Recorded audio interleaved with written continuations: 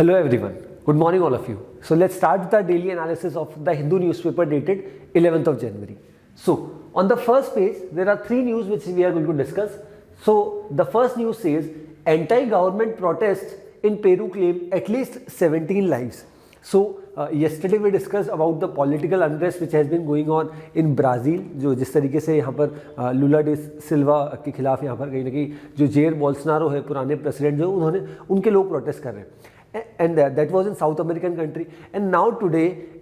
in another South American country there is another protest which has been going on in Peru. So Peru में यहाँ क्या हुआ है कि बेसिकली जो प्रोटेस्टर्स हैं उनके they were trying to enter the airports और एयरपोर्ट के बाहर जो सिक्योरिटी फोर्सेस थे उनके साथ उनके क्लैशेस हुए और उन क्लैशेस के बाद बेसिकली हुआ क्या कि 17 लोगों की इस पर्टिकुलर जो क्लैश था उसमें जान चली गई. सो यहाँ पर पेरू में क्या हुआ है कि पेरू में जो फॉर्मर प्रेसिडेंट हुआ करते थे दैट इज पेड्रो कैस्टिलो, उन्होंने क्या किया था वो पेरू में जो है स्टेट ऑफ इमरजेंसी लाना चाहते थे, खुद की डिक्री से यहाँ पर कहीं ना कहीं सरकार चलाना चाहते थे बट और उनके ऊपर करप्शन चार्जेस भी थे. तो उसके बाद जिस तरीके से रूलिंग वहाँ पर आई और उनको अरेस्ट कर लिया गया और उस समय उनके टेन्योर में जो वाइस प्रेसिडेंट थी that is Dina Boluarte,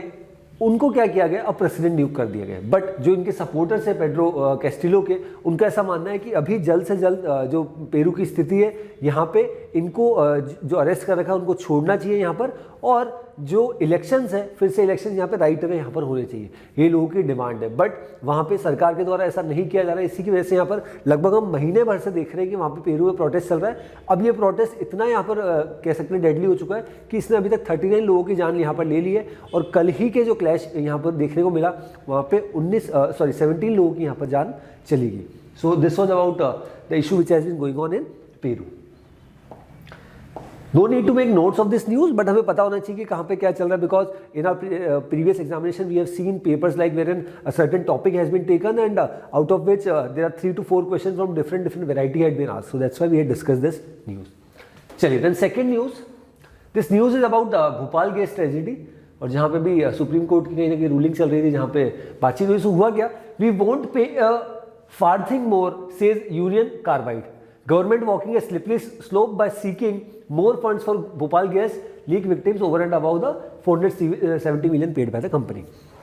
So, what is this Union Carbide? This is basically Union Carbide Corporation. UCC is the company which was associated with the tragedy which has happened on 2nd and 3rd of December 1984. Bhopal gas त्रासदी जो हम जानते हैं. So, जिसकी वजह से जो gas leak हुआ था भोपाल में दैट इज मिथाइल आइसोसाइनेट जो कि बहुत टॉक्सिक है, इसकी वजह से काफ़ी लोग यहाँ पर जान चली गई. सो यहाँ पर अभी हुआ क्या कि सुप्रीम कोर्ट में यहाँ पर इससे रिलेटेड यहाँ पर बातचीत थी और सुप्रीम कोर्ट की जो 5 जज बेंच है जिसको यहाँ पर हेड कर रहे थे जस्टिस एस.के. पॉल, तो उन्होंने यहाँ पर ये बोला कि ये जो इशू है भोपाल गैस ट्रेजेडी का और उसमें जितना यहाँ पर कॉम्पनसेशन दिया जाना था 1989 में वो डिसाइड हो गया था कि 470 मिलियन कंपनी के द्वारा जो यूनियन कार्बाइड कॉर्पोरेशन उसके द्वारा दिया जाएगा और उन्होंने वो दिया भी.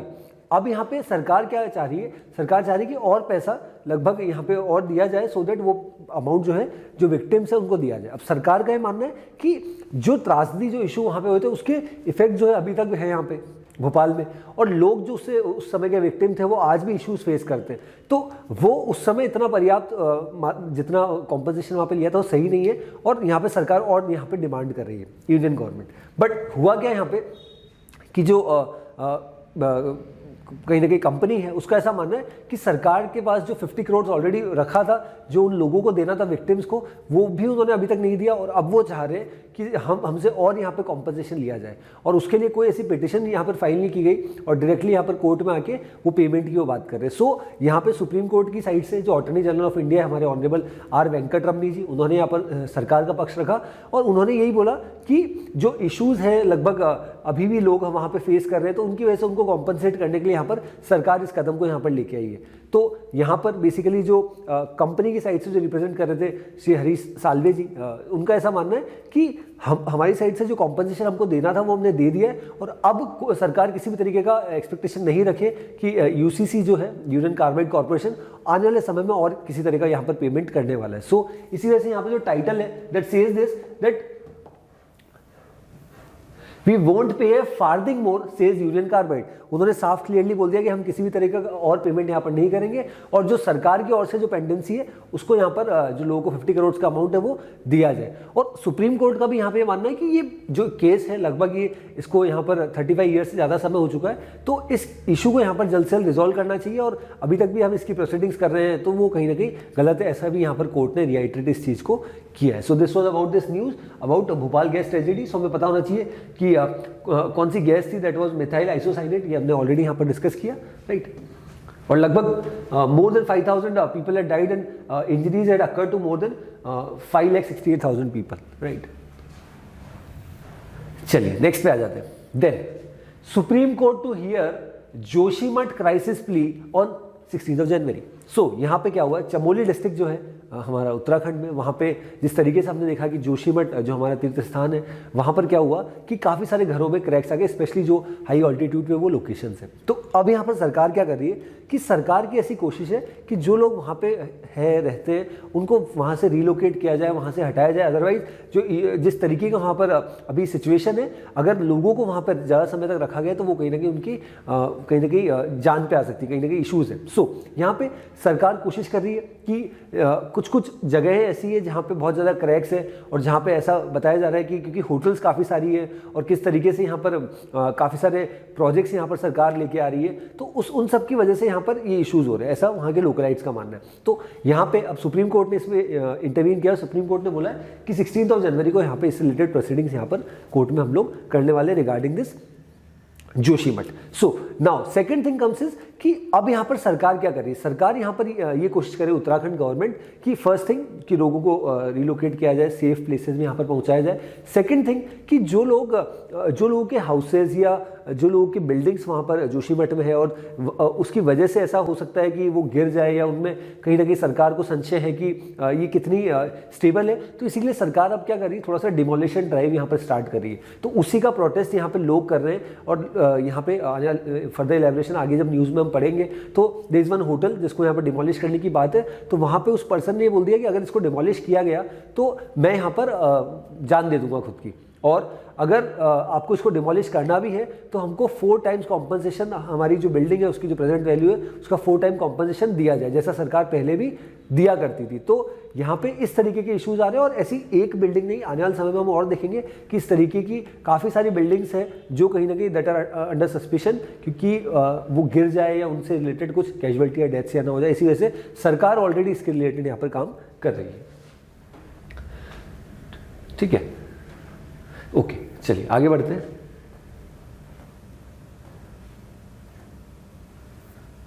This is the city part, this we can skip. Okay, so on the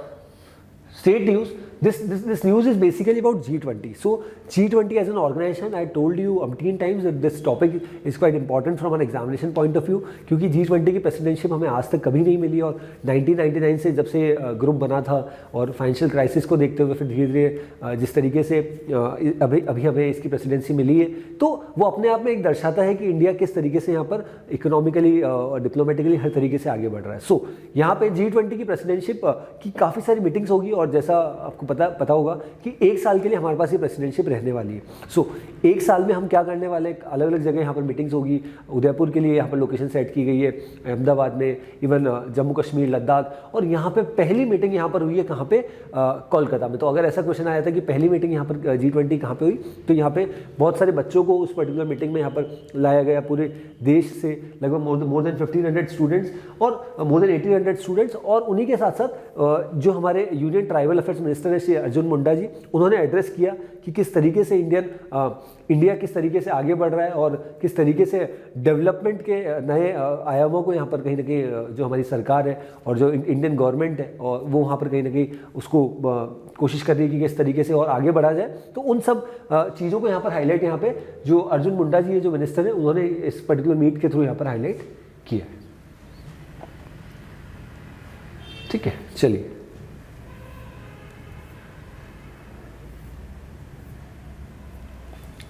okay, so now we come down to the editorial part. So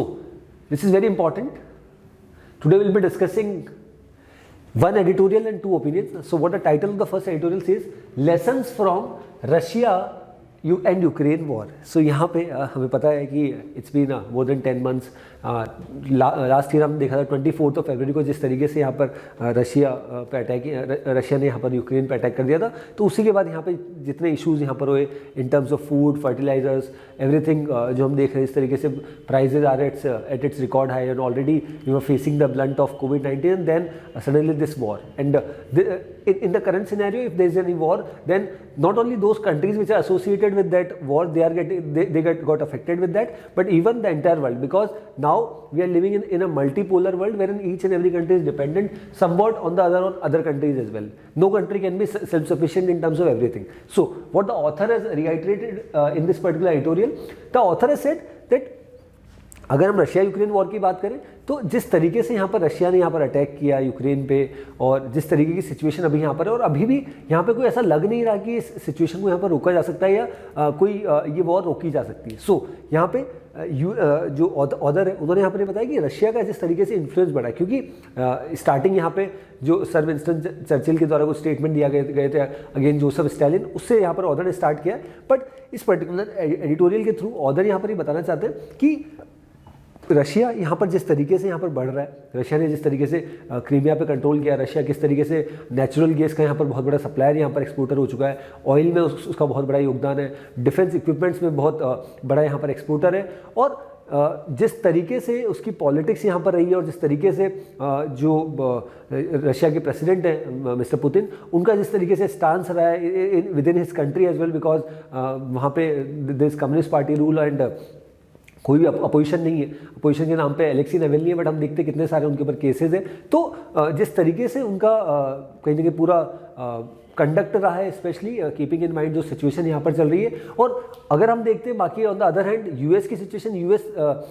हमेशा से जो है अपनी सुप्रीमेसी कहीं ना कहीं दिखाता है, बट अभी की सिचुएशन में ऐसा हो रहा है यूएस ने कहा था हम यूक्रेन को सपोर्ट करेंगे, और यूएस धीरे धीरे यहाँ पर सपोर्ट भी कर रहा है इन terms of arm, ammunition, everything. But यहाँ पे यूक्रेन की स्थिति इतनी ख़राब हो रखी है कि लगभग 10 से ज़्यादा महीने हो चुके हैं, और यहाँ पे काफ़ी सारी सिटीज़ यहाँ की यूक्रेन की बहुत ज़्यादा यहाँ पर तबाह हो चुकी है, राइट। और Russia on the other hand हम देखते हैं तो रशिया ने जब ये वॉर की शुरुआत की होगी तब रशिया ने सोचा होगा कि हम तो बहुत जल्दी इस पर्टिकुलर वॉर को यहाँ पर ख़त्म कर देंगे और इसको एनेक्स कर लेंगे, दैट इज़, क्योंकि अभी तक भी रशिया के इंटेंशन क्लियर नहीं हो रहे एज पर ऑथर कि ये करना क्या चाह रहे हैं। सो यहाँ पे ऑथर ने ये चीज़ और बताई कि this is not going to be easy, कि कैसे इस सिचुएशन से यहाँ पर निकला जाए। So specially sorry keeping in mind Russia जिस तरीके से यहाँ पर इसका इन्फ्लुएंस बढ़ रहा है, और स्पेशली यहाँ पर यूएस का इन्फ्लुएंस धीरे धीरे कम हो रहा है, क्योंकि यूएस के द्वारा जिस तरीके से अफगानिस्तान से अपने ट्रूप्स को यहाँ पर लाया गया, और जिस तरीके से रशिया यूक्रेन वॉर में यूएस कहीं ना कहीं डायरेक्टली उसके द्वारा काफ़ी सारे स्टेटमेंट दिए गए, बट कहीं ना कहीं अगेंस्ट रशिया उसने स्टेटमेंट काफ़ी दिए, उसने वीटो यहाँ पर लेके आए इन यूएनएससी एंड एवरीथिंग, बट फिर भी रशिया को रोक नहीं पाया, even though Russia US is super power, तो स्टिल ये वॉर यहाँ पर चल रही है। तो यूएस की भी जो सुप्रीमेसी है वो कहीं ना कहीं कम हुई है, और ऑन द अदर हैंड यहाँ पे जो चाइना है वो कहीं ना कहीं धीरे धीरे बढ़ रहा है। और अभी की सिचुएशन में जिस तरीके से चाइना और रशिया के रिलेशंस हो रखे, पहले क्या होता था, यहाँ पर ऑथर ने ये भी बताया कि सोवियत 1991 के पहले जब सोवियत यूनियन था और नेटो जो था, तो दोनों दो धड़े ही थे पूरे विश्व के, तो ऐसे में चाइना भी कहीं ना कहीं थोड़ा बैलेंस करने की कोशिश करता है कि हमको किधर की साइड रहना है। बट अभी की सिचुएशन ऐसी हो रखी है कि यहाँ पर रशिया और चाइना एक साइड आ चुके हैं, यूएस की सिचुएशन ऐसी हो रही है कि यूएस का जो इन्फ्लुएंस है वो धीरे धीरे कम होता जा रहा है, और ऐसे में यहाँ पर और हर जगह जब भी यहाँ पर रशिया को जरूरत पड़ी चाइना की, तो चाइना ने यहाँ पर सीधी बैकिंग यहाँ पर रशिया को दी। सो ऐसे में this is going to be quite interesting कि आने वाले समय में किस तरीके से ये रशिया यूक्रेन वॉर यहाँ पर होने वाली है। और इसी वजह से यहाँ पर एंडिंग में भी यहाँ पर ऑथर ने यही बोला कि सिचुएशन ऐसी हो रही है कि चाइना का जिस तरीके से यहाँ पर सपोर्ट है रशिया को, और रशिया की जिस तरीके से सुप्रीमेसी है that is at its peak अभी की सिचुएशन में। सो इसी वजह से सिचुएशन जो है दैट इज क्वाइट डेट्रीमेंटल कि आने वाले समय में और क्या होगा। So this was about the whole editorial, जहाँ पे ऑथर ने नेटो के बारे में,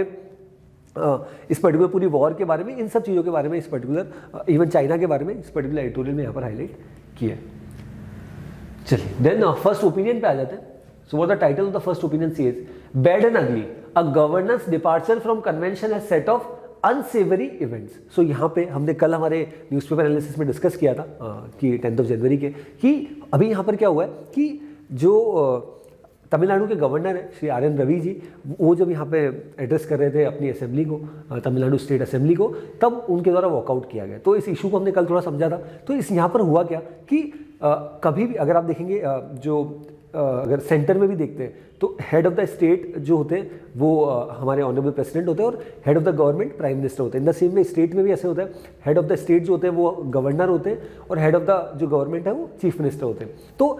अभी भी हम देखेंगे कि जब यहाँ पे बजट सेशन आएगा तो उसके पहले दोनों हाउसेस को जो हमारे ऑनरेबल प्रेसिडेंट है श्रीमती द्रौपदी मुर्मू जी, वो उनको एड्रेस करेंगे। तो इन द सेम वे अभी जो यहाँ पे सेशन स्टार्ट हुआ था इसी नए साल, तब तमिलनाडु असेंबली में क्या होना था कि जो गवर्नर है उनकी स्पीच यहाँ पर होनी थी।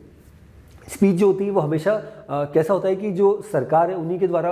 वो दी जाती है उनको पहले और उसको अप्रूव किया जाता है। तो अभी तक हमने ये ट्रेडिशन देखा है, होता क्या है मोस्टली कि मेजोरिटी ऑफ द टाइम्स कि जो स्पीच यहाँ पे सरकार बनाती है वही स्पीच को यहाँ पर जो गवर्नर है वो कहीं ना कहीं उसको वापस वहाँ पे एड्रेस कर देते हैं और उसमें डेफिनेटली सरकार की उपलब्धियाँ यहाँ पर बताई जाएगी, किस तरीके से सरकार सभी के वेलफेयर के लिए काम कर रही है, तो कोई भी सरकार हो। बट यहाँ पे अभी क्या हुआ है कि जैसे ही यहाँ पर आर एन रवि जी का एड्रेस यहाँ पर स्टार्ट हुआ तो तब आर एन रवि जी और स्टार्टिंग में कुछ यहाँ पर उनके खिलाफ यहाँ पर कुछ नारे भी लगने लगे, स्लोगन्स भी चैंट होने लगे। तो उसके बाद यहाँ पे क्या किया गया, आर एन रवि जी ने अपनी पूरी बात रखी और फिर यहाँ पे जो एम के स्टैलिन जी है चीफ मिनिस्टर तमिलनाडु के, उनका ऐसा मानना है कि यहाँ पे काफ़ी सारे जो पॉइंट्स हैं द्रविडियन मूवमेंट्स के और काफ़ी सारे हमारे कहीं ना कहीं स्टॉलवर्ड्स के, उन सब के नाम यहाँ पर और जो हमारी वेलफेयर स्कीम चलाई जा रही उन सब का जो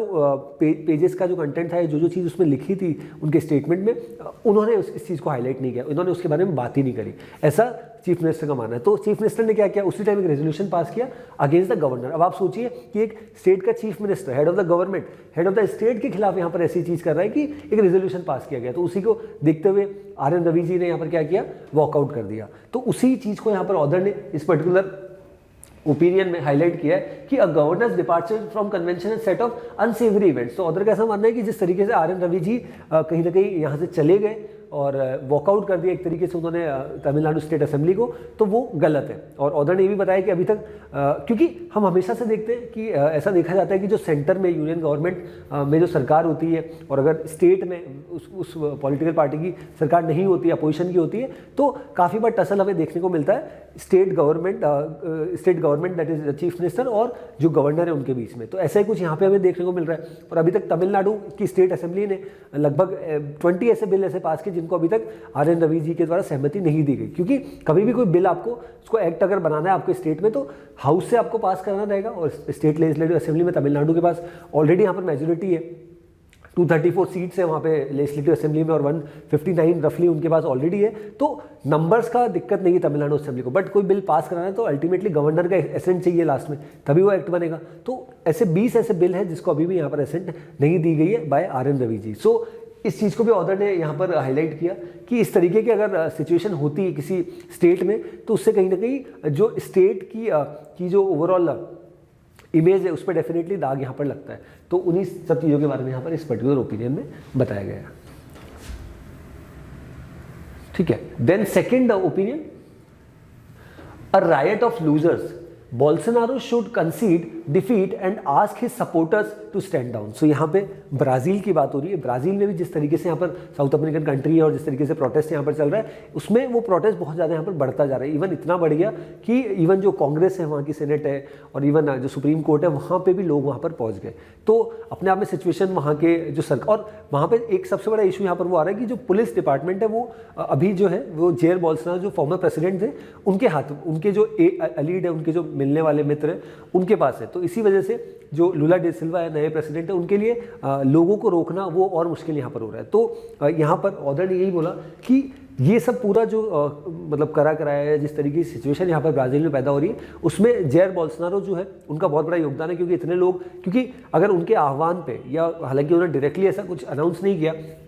बट अगर वो उनके सपोर्टर्स हैं और वो उनको इतना मानते तो अगर उनके द्वारा ऐसा कुछ अनाउंसमेंट किया जाता है कि इसको रोका जाए ब्राज़ील के सौहार्द के लिए, तो ये चीज़ रोक सकती है, बट उनके द्वारा भी ऐसा कुछ नहीं किया जा रहा है। इसी की वजह से सिचुएशन ब्राज़ील में इस तरीके की अभी हो रही है कि हज़ारों लोग यहाँ पर, लाखों लोग यहाँ पर जो है पब्लिक प्रॉपर्टी को यहाँ पर डैमेज कर रहे हैं, और लोगों का प्रोटेस्ट इतना यहाँ पर बढ़ चुका है कि यहाँ पर सरकार के लिए भी उस चीज़ को कंट्रोल करना बहुत मुश्किल यहाँ पर हो रहा है। इसी वजह से ऑर्डर ने बोला कि बोल्सोनारो, जेयर बोल्सोनारो जो फॉर्मर प्रेसिडेंट थे ब्राज़ील के, should concede defeat and ask his supporters to stand down, क्योंकि यहाँ पे इलेक्शंस तो हो गए और इलेक्शंस का रिजल्ट जो मैंडेट यहाँ पर लोगों ने दिया उसको एक्सेप्ट करना चाहिए। अगर उस मैंडेट को एक्सेप्ट नहीं करोगे तो वो कहीं ना कहीं गलत है। सो इसी चीज़ को यहाँ पर बोला गया।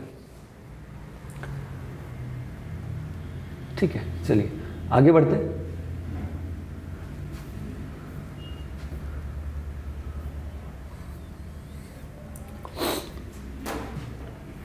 On the news section, this news,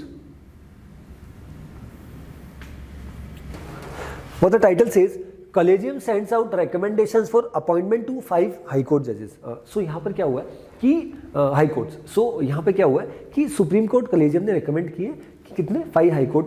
जजेस को रिकमेंडेशन। सो बेसिकली यहाँ पे why I have highlighted this news, there are 2 reasons. First is this is legal update, so हमें पता होना चाहिए। सेकेंड थिंग इज कि what is Supreme Court collegium. Collegium is basically a committee comprising of 5 members. So ये committee करती क्या है, जो कहीं ना कहीं सुप्रीम कोर्ट में जो हमारे टोटल नंबर ऑफ जजेस होते हैं 34 मैक्सिमम हो सकते हैं, उन्हीं में से जो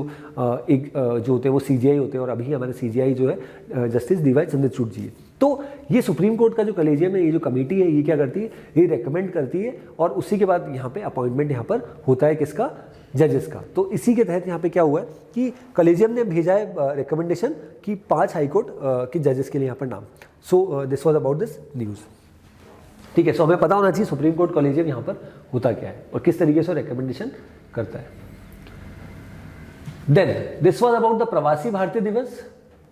which we had celebrated in Indore, 17 प्रवासी भारतीय दिवस। सो यहाँ पे क्या हुआ, Indian diaspora unique force in the global system said by Murmu. So यहाँ पे जो हमारे ऑनरेबल प्रेसिडेंट हैं वो उन्होंने 10 जनवरी को एड्रेस किया था, और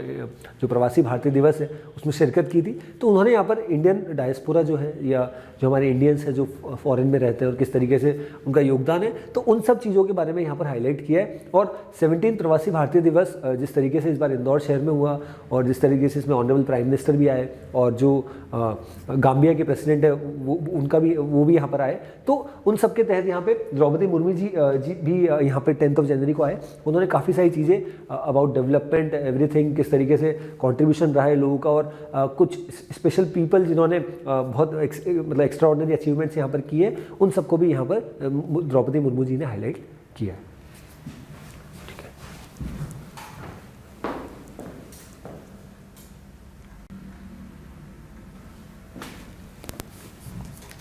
चलिए, then the next news.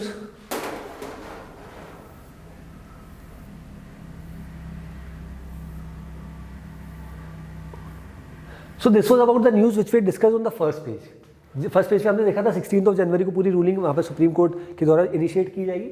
Joshimath residents oppose raising demand higher relief payment. So this was about that news कि कुछ लोगों के जो घर है, होटल्स हैं, उनको डिमोलिश यहाँ पर किया जा रहा है। इसी की वजह से उन लोगों का ऐसा मानना है कि हमें कॉम्पनसेशन किया जाए, क्योंकि ये जो इशू है ये अभी आया है, और ऐसा नहीं ये पहली बार आया, हमने पहले भी देखा इस तरीके से मिश्रा कमेटी की रिपोर्ट आई थी 1972 में, 2021 में भी इसी तरीके के क्रैक्स हमें देखने को मिले थे। तो इन लोगों का ये मानना है कि ये जो इशू आया है उसको देखते हुए उसको शॉर्ट टर्म सॉल्यूशंस के लिए यहाँ पर सरकार क्या कर रही है, डिमोलिशन ड्राइव यहाँ पर स्टार्ट कर रही है। बट इस डिमोलिशन ड्राइव से अल्टीमेटली होगा क्या कि हम इतने समय से यहाँ रहते हैं, और अगर हमारा जो प्राइमरी सोर्स ऑफ इनकम है अगर वही चले जाएगा तो हम किस तरीके से हमारे बच्चों का, हमारे परिवार का यहाँ पर ध्यान रखेंगे। ऐसा यहाँ पर जो ओनर्स है, जिनकी बिल्डिंग्स यहाँ पर होटल्स जो है डिमोलिश हो रही है, उनका ऐसा मानना है। सो इसी वजह से उनके द्वारा प्रोटेस्ट किया जा रहा है, उनके द्वारा 4 टाइम्स कॉम्पनसेशन यहाँ पर मांगा जा रहा है कि अगर इस तरीके कॉम्पनसेशन यहाँ पर नहीं दिया जाएगा तो हमारे लिए सर्वाइव करना यहाँ पर बहुत मुश्किल हो जाएगा। सो जोशीमठ की अगर हम सिचुएशन देखते हैं तो जिस तरीके के हाई ऑल्टीट्यूड पे वो है 6000 मीटर्स पे, और जो सिचुएशन वहाँ पर है, क्योंकि वहाँ पे जो रोड्स है काफ़ी कह सकते हैं कि उनकी जो विड्थ है बहुत कम है, तो इस तरीके की सिचुएशन है और यहाँ पर सरकार भी यही कर रही है कि जो बिल्डिंग्स यहाँ पर उन्हें ऐसा लग रहा है कि जो थोड़ा सा दैट इज अंडर अरे की मतलब there may be a possibility कि वो कहीं ना कहीं आने वाले समय में because of this situation which has been going on कि वो गिर ना जाए या उसकी वजह से लोगों की जान पे आफत ना आए, इसी वजह से यहाँ पर सरकार कोशिश कर रही है। बट यहाँ पे लोगों का ऐसा मानना है कि उत्तराखंड गवर्नमेंट जो है वो कहीं ना कहीं जो पॉलिटिकल गेन और इसकी वजह से जो इश्यूज हो रहे हैं उन सब की वजह से ये स्टेप यहाँ पर ले रही है। ठीक है, चलिए नेक्स्ट पे आ जाते हैं। With trade pact becoming a reality, Australian PM said to visit India. So यहाँ पे this was about the free trade agreement जिसके बारे में यहाँ पर बातचीत चल रही थी और इंडिया अभी की सिचुएशन में स्पेशली आफ्टर कोविड पैंडेमिक और जब से हमारे जो फॉर्मर रेलवे मिनिस्टर हुआ करते थे पीयूष गोयल जी, जब से उन्होंने अपना जो कार्यभार है कॉमर्स मिनिस्ट्री का वो संभाला, तब से फ्री ट्रेड एग्रीमेंट में उन्होंने बहुत ज़्यादा यहाँ पर इनिशिएशन किया है। तो इसी वजह से यहाँ पर जिस तरीके से हम इजराइल, यूरोपियन यूनियन, काफ़ी सारे देशों के साथ फ्री ट्रेड एग्रीमेंट की बात करते हैं, तो इन द सेम में यहाँ पर क्या हुआ है कि ऑस्ट्रेलिया के प्राइम मिनिस्टर क्योंकि अभी फ्री ट्रेड एग्रीमेंट पे यहाँ पर कहीं ना कहीं सहमति हो चुकी है, तो ऑस्ट्रेलिया के प्राइम मिनिस्टर जो है एंथोनी अल्बानीसी वो जल्दी यहाँ पर इंडिया आ सकते हैं और उनकी मुलाकात यहाँ पर हमारे ऑनरेबल प्राइम मिनिस्टर बाकी सारे मिनिस्टर से हो सकती है। फ्री ट्रेड एग्रीमेंट से होगा क्या, this will eventually help in facilitating trade, business दोनों देशों के बीच में और अच्छा होगा। और इंडिया और Australia they are already a part of Quad as well, जहाँ पे India is there, Japan is there, Australia is there and US is there, along with इन्हीं के द्वारा इंडियन ओशन रीजन में AUKUS as an organization AUKUS, जहाँ पे Australia, UK and US these 3 countries are part. तो Australia का जिस तरीके से यहाँ पर बिकॉज ऑस्ट्रेलिया की सिचुएशन जो है, क्योंकि जिस तरीके से फ्री ट्रेड एग्रीमेंट की बात, क्योंकि रिसेंटली ही हमने कुछ समय पहले देखा था कि एंथोनी अल्बानीसी प्राइम मिनिस्टर बने, इसके पहले जो प्राइम मिनिस्टर थे स्कॉट मॉरिसन, उनके समय में भी फ्री ट्रेड एग्रीमेंट की यहाँ पर बात चल रही। तो फाइनली यहाँ पर ये कंक्लूड हो चुका है, it is becoming a reality, so that's why Australian PM set to visit India, ऐसा इनके द्वारा बताया जा रहा है। सो यहाँ पर फ्री ट्रेड एग्रीमेंट जिस तरीके से स्पेशली आफ्टर कोविड पैंडेमिक की अगर सिचुएशन देखते हैं तो बिजनेस को बढ़ाना कहीं ना कहीं इंडिया की प्रायोरिटी, एक्सपोर्ट को बढ़ाना, ट्रेड, ओवरऑल ट्रेड को बढ़ाना, इसी वजह से हमने पिछले फाइनेंशियल ईयर में जो ओवरऑल एक्सपोर्ट है, ओवरऑल ट्रेड है, उसमें बहुत अच्छा यहाँ पर कहीं ना इजाफा किया था। $400 बिलियन से अलग हमने एक्सपोर्ट किया था ऑफ गुड्स, राइट। तो उन सब चीज़ों को ध्यान में रखते हुए यहाँ पर the Indian government is working on. ठीक है,